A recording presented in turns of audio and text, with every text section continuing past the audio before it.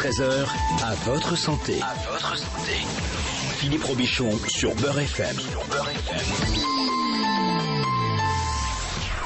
AVS, à votre santé, bonjour, bienvenue, ravi de vous retrouver. Ne touchez pas au réglage de vos transistors. Nous allons avoir une émission en version belge aujourd'hui. Je sais, c'est pas tous les jours facile. Bonjour Ali Habibi. Bonjour Philippe, salam alaikum tout le monde. Alors jusque-là tout va bien. Ali, on vous comprend. On a l'habitude. Jusque-là tout va bien. Là ça va. Ali Habibi, thérapeute du couple. On me comprend pas tout le temps. On me comprend pas tout le temps. Souvent. Oui. On vous comprend souvent, sexologue. Ali, je rappelle que vous êtes vendredi de la semaine prochaine pour une conférence sur les addictions. Alors c'est pas une conférence, c'est un atelier. Et c'est réservé aux adolescents. Voilà, donc c'est pour les adolescents. Alors un atelier, vous faites un atelier à la mosquée de Tremblay. 14h30. Voilà, vous avez l'affiche qui est sur ma page Facebook et les liens avec les contacts pour les inscriptions, et tous les adolescents sont les bienvenus. On parlera des addictions aux écrans. Smartphone, tablette, tout ça. Bon, etc. Je suis pas concerné. Hein. Non. Donc maintenant pour la partie belge de l'émission, Virginie Leblic est avec nous. Bonjour Virginie. Bonjour. Vous avez un léger accent qu'on va entendre. Psychologue, nous allons parler de la famille avec vous.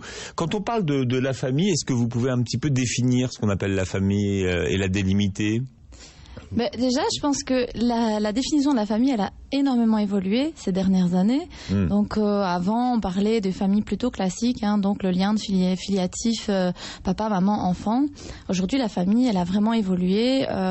On est dans des alliances, donc des remariages. Il y a des familles monoparentales, il y a des familles homoparentales. Il y a des familles parfois où on a des familles élargies qui vivent dans le même cercle familial.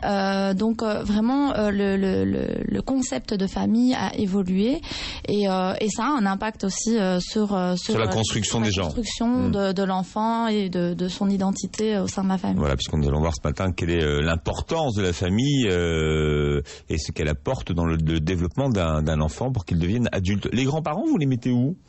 Mais en général, les grands-parents, c'est plutôt la famille élargie. Mais vous voyez, ça va varier en fonction de la culture. Donc vous savez, dans certaines cultures, dans certains pays du Maghreb par exemple, les voisins c'est la famille. C'est-à-dire que les voisins font partie du quotidien et partagent énormément de choses avec les enfants, avec la famille, et donc ils se définissent comme faisant, on dit c'est de ma famille, mais en réalité c'est juste un voisin. C'est un voisin, mais ils sont tellement proches et ils participent à l'éducation justement des enfants, ils aident les parents, donc le fait qu'ils soient en contact et qu'ils puissent participer, ils rentrent dans leur intimité en fait, et donc ça les intègre dans cette famille-là. Voilà.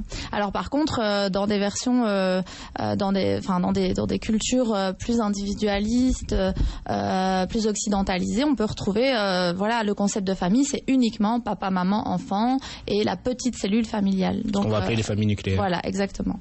Bien, vous êtes d'accord sur le périmètre de la famille, Ali, vous ? Oui, après c'est vrai que c'est très culturel, selon les cultures, on peut définir la famille différemment et le rôle. C'est parce que la famille, c'est quand même intime. Et on peut parler de toit, de maison. C'est-à-dire qu'on a quand même cette notion de protection. Mais c'est ceux qui rentrent dans cette intimité et qui participent justement à l'évolution. On transporte toujours, même quand on est adulte, sa famille avec soi, vrai ou faux ? Ouais, moi je pense que de toute façon, on a chacun notre petit sac à dos avec nos expériences de vie. Donc c'est clair que les premières expériences de vie, les premières relations qu'on a avec sa famille, vont colorer la manière dont on sera en relation plus tard avec le monde extérieur. Donc, voilà. Donc oui, vrai, c'est-à-dire... on transporte toujours sa famille avec soi, et les relations qu'on a adultes, le comportement qu'on a en société, c'est un héritage familial. Pas totalement, on peut pas dire à 100% dans le sens où il y a quand même des expériences de vie, il y a des rencontres, il y a si on prend un enfant, il aura les premières interactions qu'il aura, ce sera avec sa famille. Ensuite, ce sera à l'école, ce sera les copains de classe, ce sera les professeurs qu'il va rencontrer.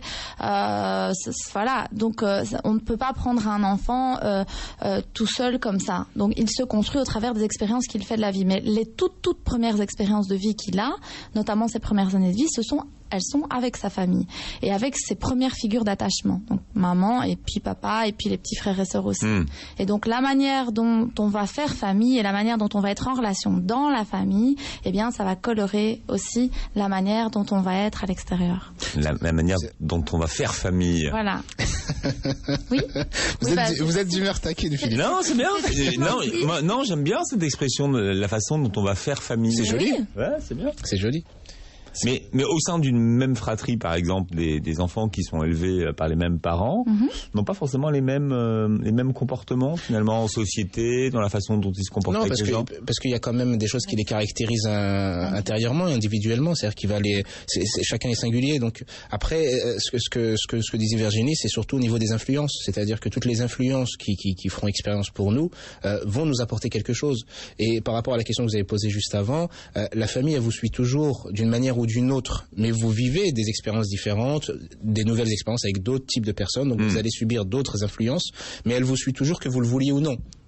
Que ce soit bien passé ou mal passé, que vous soyez très attaché, fidèle ou que vous la fuyez, si vous la fuyez, ça les concerne. C'est vous fuyez cette famille justement, vous voyez. Si vous ne voulez pas ressembler à votre père ou à votre mère, vous êtes quand même dans cette démarche où vous avez une image à laquelle vous ne voulez pas ressembler. Donc vous allez aller vers l'opposé où vous allez essayer de la fuir. Mais c'est en opposition justement à cette image. Et si vous voulez la ressembler, ça va être justement en corrélation avec. Parfois, on ressemble à ses parents sans le faire exprès. Hein, parfois, on veut surtout pas ressembler à ses parents et on leur ressemble un peu. Ouais.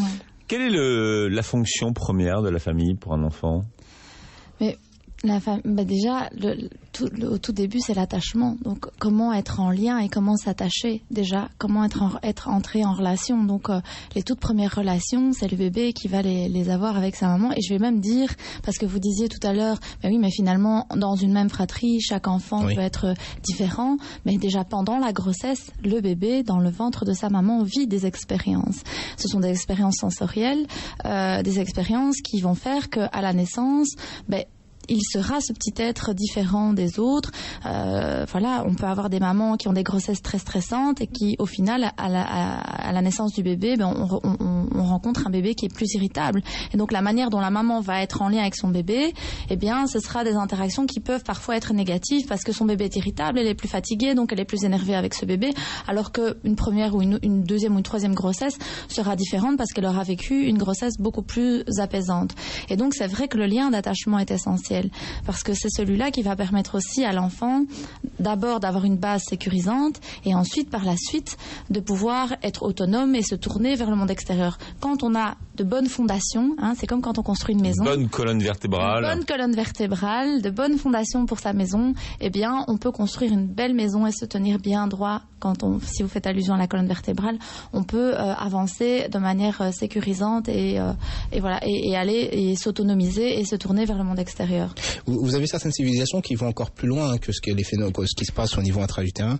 Vous avez par exemple dans la civilisation judaïque, leurs anciens sages disaient que même dans la conception de l'enfant, la manière dont on est à l'état dans lequel on va être va avoir une influence sur l'enfant. C'est pour ça qu'ils conseillaient par exemple aux gens de ne pas avoir de rapport ou de ne pas concevoir un enfant s'ils sont en colère ou s'ils sont irrités ou s'ils sont pas contents. Et qu'il faut qu'ils le fassent dans la joie pour que ça se passe bien aussi par la suite et que l'enfant justement vienne dans la joie.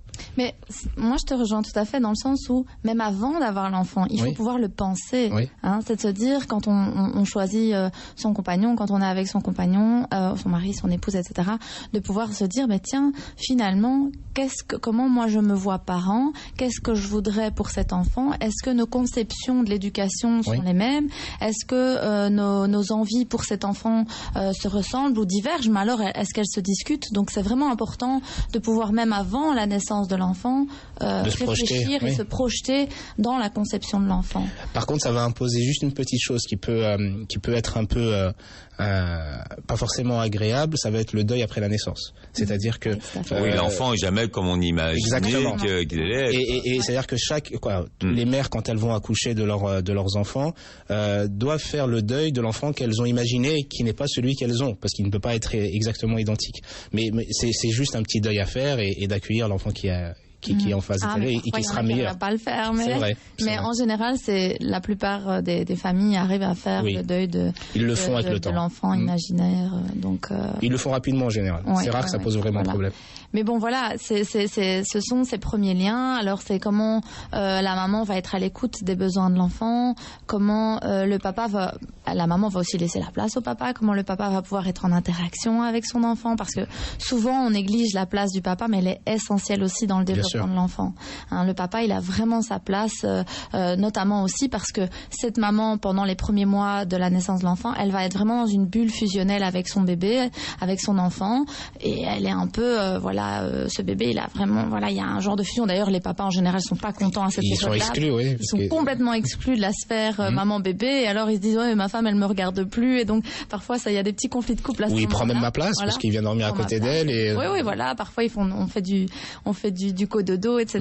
Donc, c'est pas toujours facile. Et même avec l'allaitement pour les mamans qui peut créer une jalousie d'ailleurs entre le père et l'enfant. Exactement. Et puis, progressivement, le papa reprend sa place et il est aussi une figure d'attachement. Il faut savoir que bébé, il entend sa voix pendant la grossesse. Et donc, après la naissance, le papa devient aussi une figure d'attachement très importante. Et quand maman n'est pas là, au lieu de se mettre dans des états d'angoisse, parce que le bébé, on parle de l'angoisse du 8e, 9e mois, etc., l'enfant a peur quand sa maman disparaît, parce qu'il est dans des états de décomposition complète. Il le sait, même s'il ne parle pas, qu'il ne visualise pas, ça peut l'angoisser terriblement. Tout à fait. Et ce qui se passe, c'est que le papa a vraiment un rôle important à jouer à ce moment-là, dans le fait qu'il soit aussi une figure d'attachement et de sécurité pour l'enfant. Donc le papa, il va aussi être celui qui va amener l'enfant à sortir de la bulle maternelle et qui va socialiser l'enfant. Quand il va le tourner vers l'extérieur, il va le faire.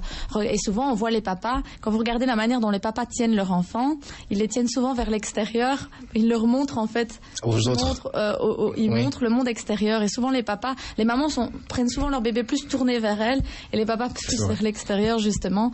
Et parce que ce papa, il a vraiment un rôle important à jouer. Mais ces parents à deux, ils ont aussi. Il y a une grande importance, c'est le fait de pouvoir proposer une sécurité à l'enfant. Et donc ça, c'est un des rôles. Donc c'est ça, un des rôles de la cellule familiale, c'est d'offrir un espace sécurisé à l'enfant. Qu'il puisse s'attacher de manière saine et qu'il puisse aussi grandir avec une structuration psychique qui sera nécessaire à son bon développement. Si par exemple vous prenez des interactions, par exemple l'enfant est face à des conflits conjugaux constamment ou face à des disputes, pour lui être en relation, ce sera se disputer. Donc, ce sera le conflit. Voilà, ce sera le conflit. On ne peut être en relation qu'en se disputant, puisque toute sa vie, il aura connu ce mode de fonctionnement-là. Ce mode de communication-là. Voilà. Et donc, c'est là où c'est vraiment important que les premières manières de communiquer, faut bien avoir conscience qu'on est un exemple pour nos enfants, que de par notre comportement, on leur montre aussi comment gérer les relations extérieures et comment s'attacher, se détacher, se séparer, être ensemble. Tous ces petits codes-là vont vraiment colorer la manière dont l'enfant va ensuite, avec les petits copains à l'école, être en relation. Moi, j'ai souvent des petits loulous qui viennent dans mes consultations. Les parents me disent, il est violent, il est agressif. Alors je dis, tiens, et à la maison, il y a quelqu'un qui est violent et agressif. Et puis je vois les parents, ils me disent, ah oui, c'est vrai, papa et moi, on se dispute beaucoup. Ah oui, c'est vrai, on a tendance à frapper nos enfants quand ils nous énervent, on passe direct au coup. Et il n'y a pas de communication là-dessus. Donc l'enfant, quand il aura des petits soucis avec ses copains, il n'arrive pas à parler, donc il va être dans le passage à l'acte agressif au lieu de pouvoir communiquer avec le petit copain. Donc pour vous montrer vraiment l'importance de la famille et de la cellule familiale dans les relations extérieures. Donc il y a l'attachement, il y a la sécurité, apporter justement un climat et un environnement sécure. Il y a aussi l'amour, l'affection et le fait de les valoriser et de leur apporter cet équilibre psychique justement pour les aider à se développer convenablement. Ils feront ce qu'ils veulent après plus tard, mais le rôle justement de la structure familiale, c'est de permettre à ces êtres extrêmement vulnérables de se façonner convenablement. Tout à fait. Quelle est justement l'importance de la famille et de la cellule familiale dans le développement des enfants? On en parle ce matin. Si vous voulez intervenir, posez vos questions, composez le 01 53 48 3000, 01 53 48 3000. Midi 13h, à votre santé. À votre santé. Philippe Robichon sur Beurre FM.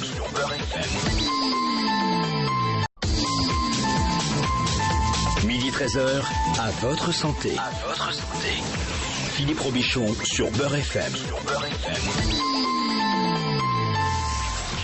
Et quelle est l'importance de la famille dans le développement de l'enfant? On en parle ce matin avec Ali Habibi et Virginie Leblic, qui est psychologue et qui vient de Belgique. Alors Virginie, quels sont les besoins de l'enfant? Alors comme on disait tout à l'heure, un besoin de sécurité, un besoin de rythme aussi. Et de constance dans ce rythme. Donc c'est important de par exemple manger à l'heure, dormir à l'heure. Tout ça, ça va lui permettre vraiment de se sentir en sécurité. Il ne faut pas oublier que le bébé, il vient du ventre de la maman, le ventre qui lui mettait un petit contour, une sécurité. Il entendait le battement du cœur de maman, il était toujours bien au chaud. Là, il se retrouve dans un environnement où hostile, hein, où ses petites mains ne touchent plus de coin, où voilà. Il peut être tout à fait déstructuré, il ressent des sensations qu'il ne comprend pas. Donc parfois il a faim mais il sent que son ventre se serre, il sait pas c'est quoi. Donc il peut avoir froid, il comprend pas parce que quand il était dans le ventre, il avait pas faim, il avait pas froid, il était très bien. Et donc là c'est important de lui donner quelque chose de sécurisant et de constant. Donc de faire attention à son rythme et de pouvoir lui permettre, plus on va organiser un rythme régulier, plus l'enfant va pouvoir se structurer correctement psychiquement, mettre du sens sur ce qu'il ressent. Il faut savoir que les bébés ont besoin qu'on leur parle aussi. Ils ont besoin qu'on les investisse. Moi, j'ai beaucoup de gens qui ne pensent pas à ça. Enfin, quand on vient dans mes consultations, je dis, vous parlez à votre bébé, ils me regardent, ils me disent, il comprend pas, qu'est-ce qu'il va comprendre? Donc des fois, ça leur fait bizarre comment je parle avec leur bébé, ils me regardent comme ça, comme si j'étais un... Ou alors ils leur parlent bébé. Voilà, oui. Et ça, c'est pas bon non plus parce que l'enfant doit développer son vocabulaire et parler bébé, ça permet pas à l'enfant de développer son vocabulaire. Mais donc, c'est vraiment important. Vous savez, il y a une expérience qui a été faite par le roi Frédéric II il y a quelques siècles en arrière. Ce roi voulait savoir... C'est un roi belge? Non, je ne sais plus. Non, il y a quelques siècles en arrière, je ne sais plus de quel... Oh, Frédéric, ça doit être belge. Frédéric II, ça doit être un belge. Ça doit être un belge. Oh là là, rien à voir. Et donc en fait, justement cette expérience, il voulait savoir quelle était la langue d'origine des bébés. Et donc ce qu'il a fait, c'est qu'il a pris des nourrissons, il les a mis ensemble, il a demandé à des nourrices de les alimenter, mais de surtout pas leur parler. Vous savez ce qu'ils sont devenus ces bébés? Ils sont tous décédés.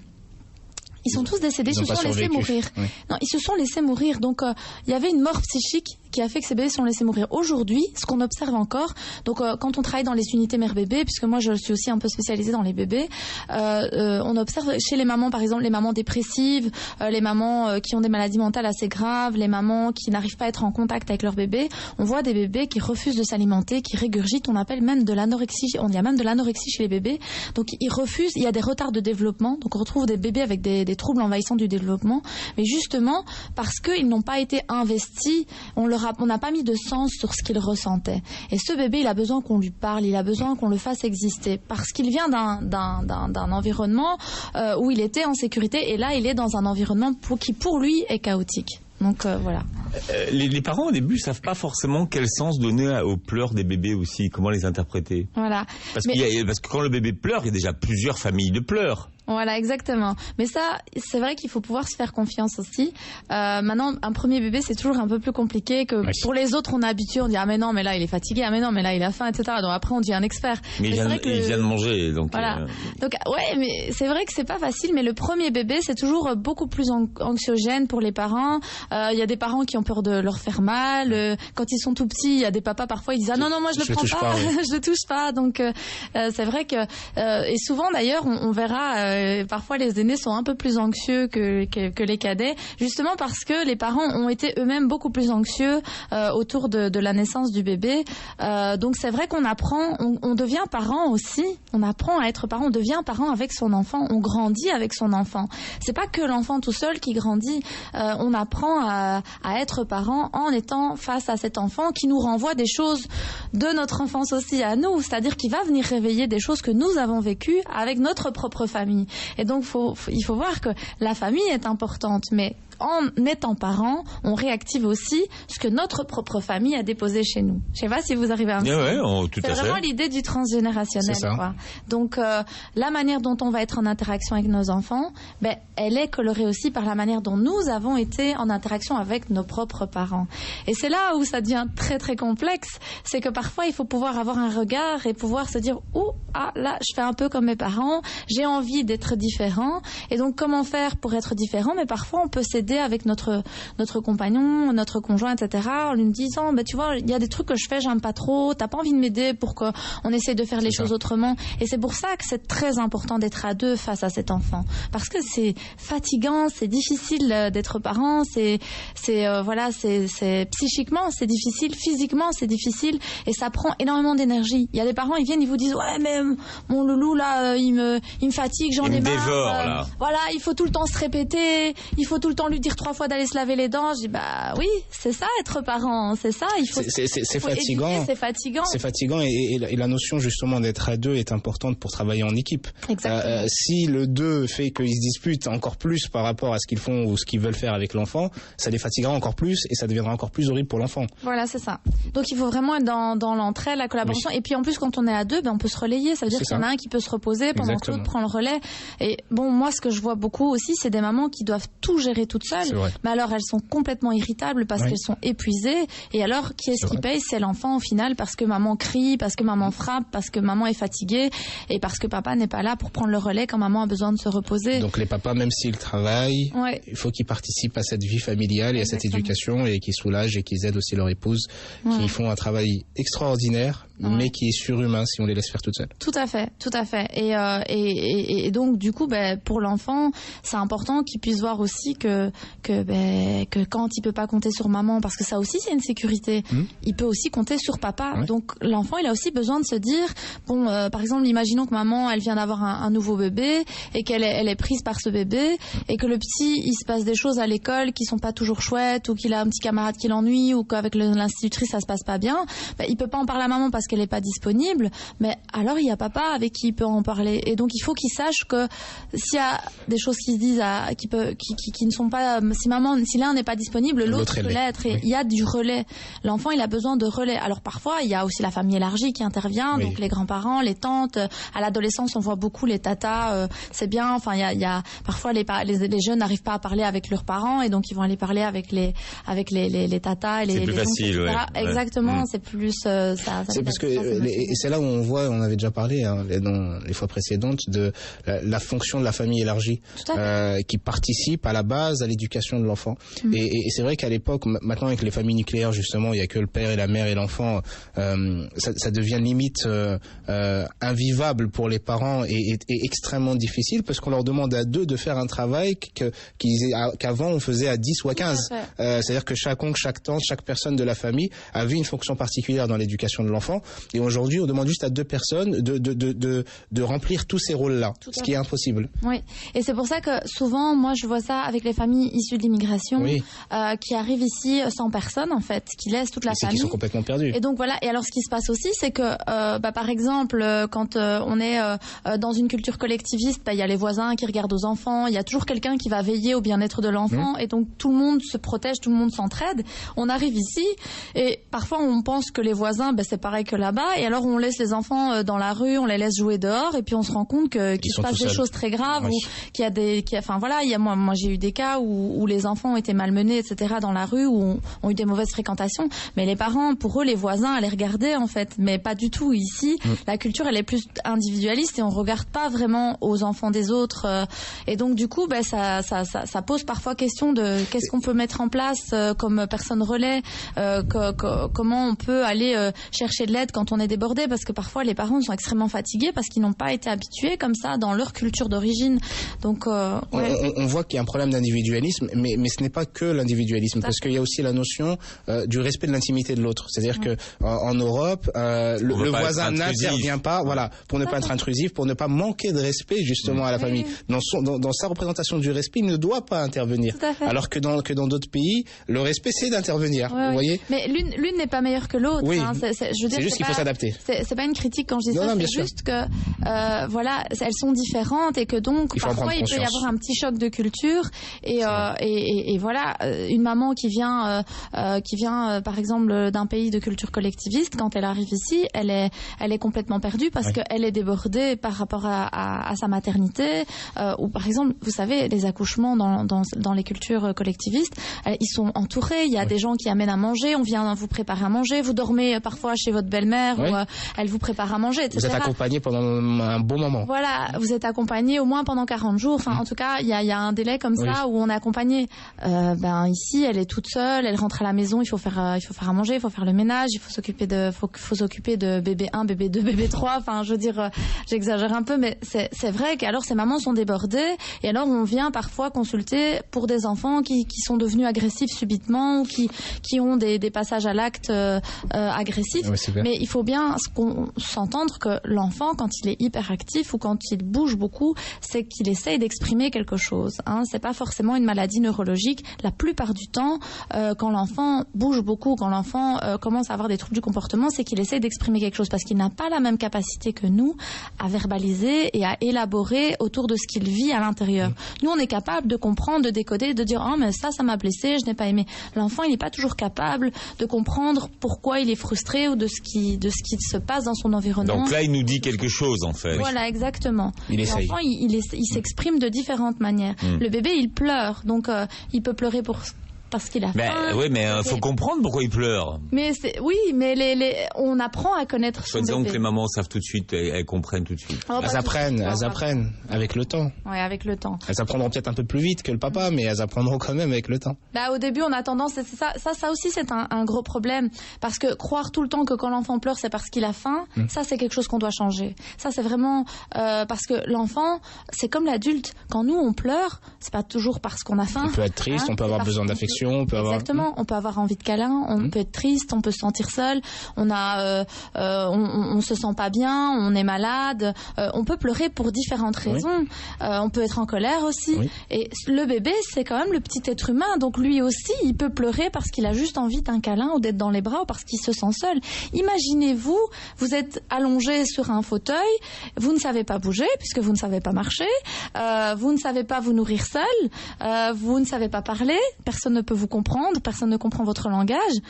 Sincèrement, mais quel état d'impuissance dans lequel vous êtes. Déjà nous, grands adultes, s'imaginer comme ça, c'est déjà hyper angoissant. Alors imaginez un petit loulou dans quel état il doit se sentir quand personne ne lui parle, quand on vient le voir uniquement pour le donner à manger ou pour le changer. C'est ultra angoissant en fait. Et ça, les adultes n'arrivent pas toujours à se projeter dans ce que l'enfant peut ressentir à ce moment-là. Donc voilà, quand l'enfant va commencer à marcher, l'adulte est aussi là pour le sécuriser, mais pas trop. Il faut aussi qu'il fasse ses expériences. Donc quand il va tomber, il va peut-être faire des petits cauchemars la nuit en se rappelant qu'il s'est fait mal et que ça faisait peur, etc. Donc le parent, il est vraiment là pour mettre des mots, dire « Ah, mais t'as eu peur tout à l'heure, t'inquiète pas, maman était là. » Donc quand il a ses angoisses, par exemple de séparation, dire « Regarde, maman, elle te laisse un doudou, doudou, il reste avec toi, ou elle te donne son foulard, regarde, ça c'est l'odeur de maman, et donc je te mets près de toi. » Donc il y a plein de petites techniques qu'on peut utiliser pour permettre à l'enfant d'être en sécurité même sans ses parents, parce qu'il va devoir apprendre à se séparer. Sinon, au cours de sa vie, quand il va avoir une séparation amoureuse ou quand quelqu'un va décéder de sa famille ou de ses proches, mais il peut complètement être décomposé juste parce que dans ses premières relations, il n'a pas appris à se séparer sainement. D'où le besoin de lui apprendre certaines choses qui ne sont pas forcément agréables, comme la frustration. Exactement. Donc les parents qui ne veulent pas frustrer leur enfant et leur accorder tout ce qu'ils demandent, ce n'est pas une bonne idée. Non. Il faut qu'il soit frustré de temps en temps, il faut qu'il apprenne à être frustré, il faut qu'il comprenne le non. C'est important. Et c'est vrai que le problème, c'est qu'il y a des parents, si tu veux, il y a des parents qui ont été malmenés et qui... Alors après, quand ils frustrent ou quand ils doivent dire non, ça les met dans ils se mettent dans tous leurs états. J'ai des mamans, elles punissent leur enfant, elles pleurent. Donc parce que voilà, ça leur fait mal. Elles se disent oui, je suis une méchante maman, etc.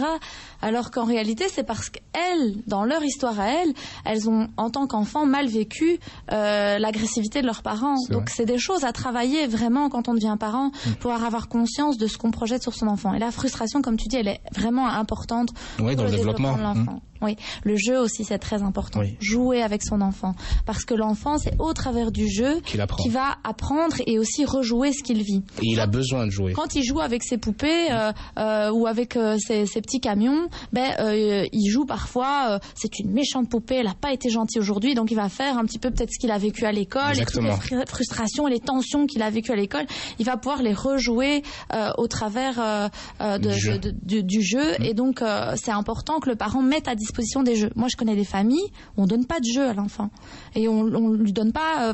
C'est soit les tablettes, soit PlayStation. C'est souvent la télévision, malheureusement. Oui. C'est pour les occuper, les calmer, les faire taire. Voilà, c'est la bonne babysitter, la télévision. Malheureusement, c'est très très mauvais pour la santé, très mauvais pour le développement intellectuel, très mauvais pour le développement aussi moteur et physique, parce que l'enfant ne bouge pas quand il est 4 heures devant la télé. Oui, il est passif devant la télévision. C'est ça. Un enfant, il a besoin de bouger. Ça aussi, dans certaines cultures, l'enfant, il peut pas bouger, il doit rester assis. Et ça, c'est pas possible. L'enfant, il peut pas apprendre à développer son corps correctement, même son graphisme. Vous savez que ça joue sur les apprentissages. La manière dont on interdit à l'enfant de bouger. Alors après, il va bouger en classe, et puis c'est les professeurs qui se plaignent parce que, en fait, il peut pas bouger à la maison, donc du coup, il bouge en classe. Ou alors, on leur interdit de bouger, mais alors du coup, ils développent pas leur corps, ils développent pas leur motricité, et donc ils tiennent mal leur stylo après, ils savent pas écrire correctement. Donc on voit que chaque chose a vraiment une incidence très importante dans son développement. Ouais. Virginie Leblic, psychologue, profitez de sa présence aujourd'hui si vous voulez lui poser des questions. 01 53 48 3000. Les parents, les mamans, les papas qui nous écoutent ce matin à 01 53 48 3000. Midi 13h, à votre santé. À votre santé. Philippe Robichon sur Beurre FM.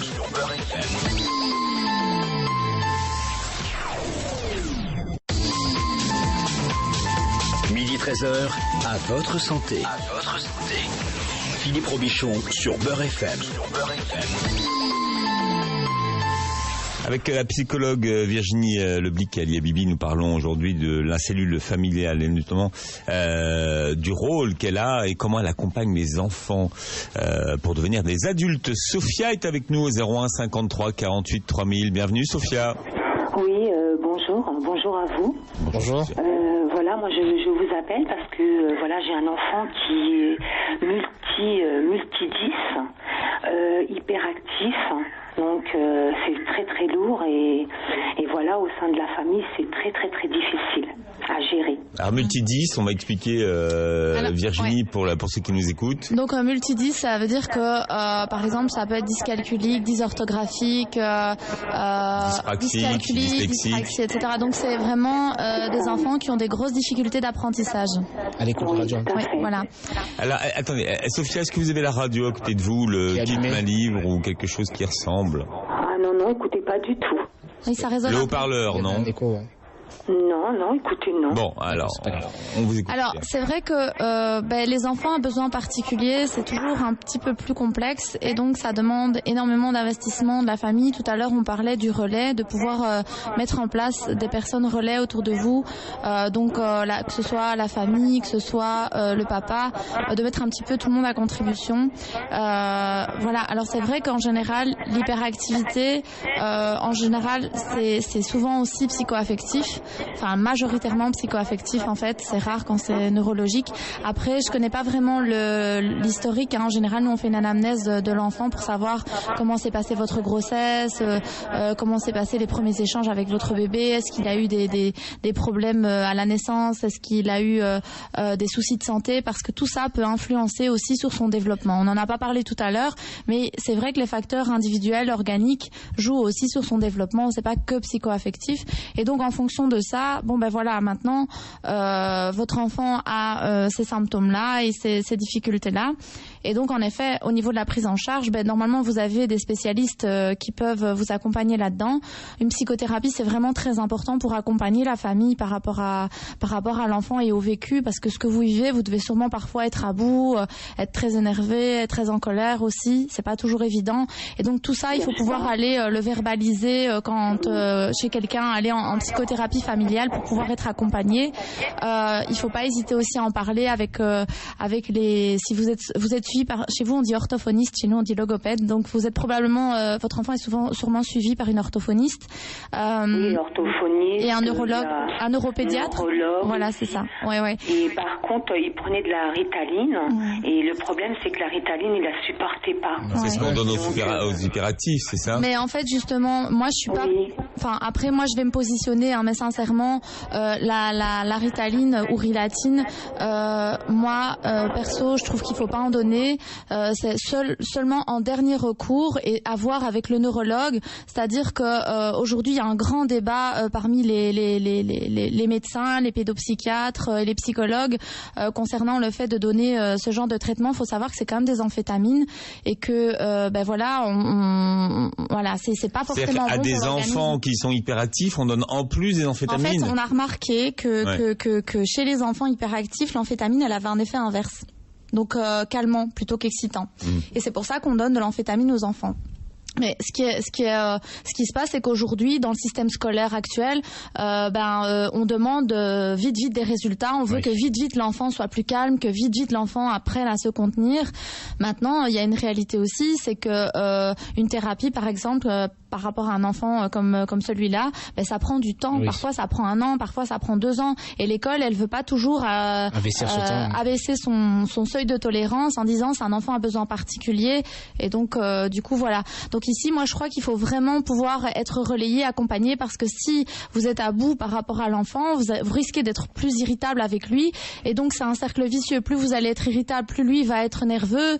Plus il va être nerveux, plus vous allez être irritable, et ça s'arrêtera jamais. Donc, c'est vraiment important de pouvoir parfois le contenir, se poser, avoir des moments de discussion avec lui, avoir un espace où vous pouvez être soutenu par rapport à votre enfant qui a des besoins particuliers, et avoir une famille, si vous n'en avez pas, avoir des proches qui pourraient vous soutenir par rapport à votre enfant pour que vous puissiez souffler aussi. Voilà. Et le mieux pour lui, ce serait un pédopsychiatre ou un psychiatre? Un pédopsychiatre. Il a quel âge, votre fils? Écoutez, aujourd'hui, il a 9 ans, mais voilà, quoi, j'ai mis tellement de choses en place que là, ça devient difficile. Il ne veut plus aller voir le pédopsychiatre, il ne veut plus voir la psychologue. Aussi pour la dyspraxie, parce qu'il n'arrive pas à se repérer dans l'espace, donc il mélange tout. Alors, par rapport à ça, c'est important, comme j'expliquais tout à l'heure, de garder un bon rythme. Bien manger à l'heure, dormir à l'heure. Plus vous allez donner un rythme stable à votre enfant, plus il va réapprendre à se structurer et à mettre des limites à son corps, d'accord? Donc le jeu, c'est aussi très important si vous avez le temps de jouer avec lui ou de le mettre au sport pour qu'il intègre les règles et pour que le sport puisse aussi lui permettre de connaître les limites de son corps. Et alors la pédopsie, c'est vrai que ça fait beaucoup pédopsie, psychologue, neurologue, etc. Souvent on va chez plein de professionnels différents. En ce qui me concerne, après je suis pas sur Paris, moi je suis en Belgique, mais la psychothérapie familiale, c'est vraiment quelque chose qui est très très important, parce que si vous pouvez vous poser quelque part et être soutenu, à un moment donné, vous allez pouvoir être plus soutenante aussi pour votre enfant. Donc, je pense aller chez une psychologue qui est peut-être formée à la psychothérapie familiale aussi. Voilà ce qu'on pouvait vous dire ce matin, Sophia. Merci pour votre appel. On accueille Fatima au 01 53 48 3000. Bienvenue, Fatima. Oui, bonjour. Bonjour, Fatima. Bonjour, Fatima. Bonjour. Je vous appelle, en fait, j'ai un petit garçon qui va bientôt avoir 3 ans. En octobre, et en fait il est rentré à l'école en septembre. À l'école ça se passe très bien, mais depuis qu'il est jeune, en fait il est toujours il fait des bêtises, il tombe, il est tout le temps en train de bouger, il ne sait pas se poser, et en fait on sait plus quoi faire. Quand on a testé les punitions, ça marche pas, il y a rien qui marche, on sait plus quoi faire avec lui. Il a un grand frère qui a 4 ans et un petit frère qui a 4 mois. Mais voilà, en fait, on ne sait plus quoi faire. À l'école, ça se passe bien. La maîtresse m'a dit qu'il écoutait, qu'il se comportait très bien à l'école, mais à la maison, c'est l'enfer.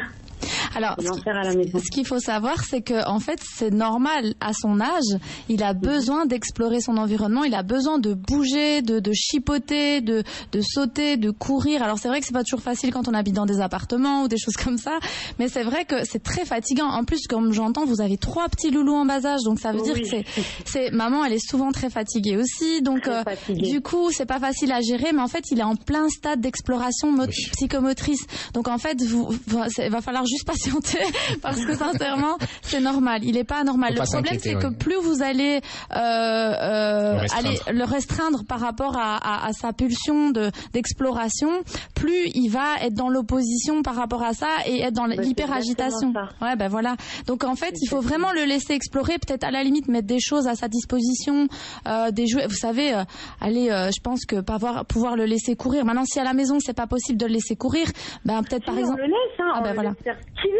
Mais il fait ce qu'il veut, absolument tout ce qu'il veut. Après, ce qu'il faut que vous sachiez, c'est que justement, si à la maison il se lâche, ben, ça veut dire que vous êtes une bonne figure d'attachement, parce que si à l'école justement il respecte les règles, etc. Ça veut dire qu'il est capable de se retenir, il est capable de se contenir. C'est bon signe, oui. Et quand il arrive à la maison, ben il se détend, il se relâche et tout. Donc ça veut dire que il sait qu'il peut être avec ses figures d'attachement, il peut être lui-même et il peut se relâcher. Donc en soi, c'est pas un enfant qui doit avoir des troubles de l'attachement, qui doit être en difficulté. Au contraire, ça veut dire qu'il est en bonne santé. Voilà, il est en bonne santé, votre fils. Voilà. C'est normal. C'est sportif pour les parents, mais c'est normal. Oui. Ouais, voilà. Okay. C'est normal. Donc, il est pas hyperactif. Bah oui, parce qu'ils me l'ont dit. Enfin, ils m'ont dit c'est pas de l'hyperactivité, pas du tout, parce que. Mais c'est vrai qu'à la maison, même avec ma mère ou quoi, elle est tout le temps. Oh là là, il arrête pas, il bouge, il monte, il saute sur le canapé, il arrête pas en fait. Il est vivant. Et les deux autres, c'est des filles? Non, c'est un grand frère. Non, c'est un grand frère. Non, c'est trois garçons. C'est trois garçons. Ben machallah. Son grand frère, il est très sage, il a son monde, il aime bien faire ses jouets, ses machins. Bon, le dernier, le bébé, il est encore bébé, lui on n'en parle pas, mais c'est vrai qu'il est très sage aussi, le bébé. Mais il y a que lui en fait. Il avait même pas 1 an, il est tombé, il s'est ouvert la tête. Enfin, il fait en fait, il me fait des trucs que son grand frère ne m'a jamais fait. Et c'est vrai que dès qu'il se lève le matin, dès qu'il sort de son lit, à 7h du matin, ça y est, il est déjà au taquet, quoi. Et, voilà. Oui, c'est vrai, ça il bouge beaucoup. Ouais, voilà. Après, c'est vrai que ça peut surprendre en tant que parent quand on en a fait expérience du premier qui est calme et tout se passe bien. Voilà. On apprend avec le premier, comme on disait tout à l'heure, et le second qui vient tout chambouler en ramenant des nouvelles règles et en disant bah non, ça se passera pas comme ça avec moi. Ça peut chambouler et vous déstabiliser, mais comme disait Virginie, c'est normal et il faut patienter, c'est pas simple, mais il faut quand même faire attention. C'est-à-dire que il faut quand même essayer de mettre un cadre, un environnement quand même où il y a quand même une certaine sécurité et d'éviter justement tout type de gros danger pour lui. Mais il faut accepter tel qu'il est et comme disait Virginie, s'il est bien à l'école et qu'à la maison il se lâche un peu, c'est que c'est bon signe par rapport à la relation qu'il a avec vous. Super. Bon merci pour votre conseil. Merci Fatima. Et à bientôt. Mais c'est vrai qu'aujourd'hui on a tendance un peu à dire que des enfants qui sont vivants, qui sont hyperactifs. J'ai l'impression qu'on a tendance. C'est un peu la maladie du siècle, de dire lui il est hyperactif alors qu'il est simplement actif. C'est parce qu'on vulgarise beaucoup des terminologies psychologiques. C'est comme les pervers narcissiques où maintenant dès qu'un homme n'est pas d'accord avec sa femme, ça devient un PN tout de suite.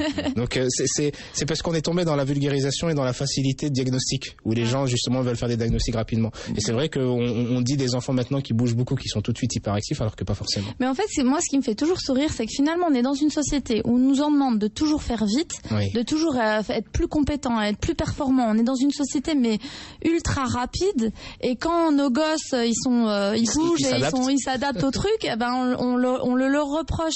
Mais en réalité, ils sont à notre image. Et donc, il y a déjà ça. Et puis, en effet, un enfant, il a besoin d'explorer au niveau moteur. Et donc, c'est important de lui mettre des activités à sa disposition. Donc si on a un enfant qui aime bien beaucoup bouger, beaucoup on lui donne du sport, on l'amène au parc, on lui propose des activités en fonction de ça, des activités qui vont aussi être cadrantes pour lui, c'est-à-dire que il va apprendre avec les règles à se mettre des limites à soi-même. Maintenant moi c'est vrai que je me dis comment on fait quand on a plein d'enfants en bas âge pour arriver à cadrer tout ce petit monde. C'est pas facile. C'est pas toujours facile. Donc tout seul c'est limite limite impossible. Ouais, carrément. Et d'où le besoin d'être aidé, d'être accompagné, de s'entourer et justement de faire lien avec des personnes qui peuvent participer à cette. Mais les mamans sont souvent très fatiguées parce qu'il y a aussi les mamans, il y a en plus aussi les mamans qui travaillent parfois. Et parfois vous avez vous rentrez du travail, il faut encore mettre les limites et puis on est fatigué, on dit allez tu sais quoi c'est pas grave.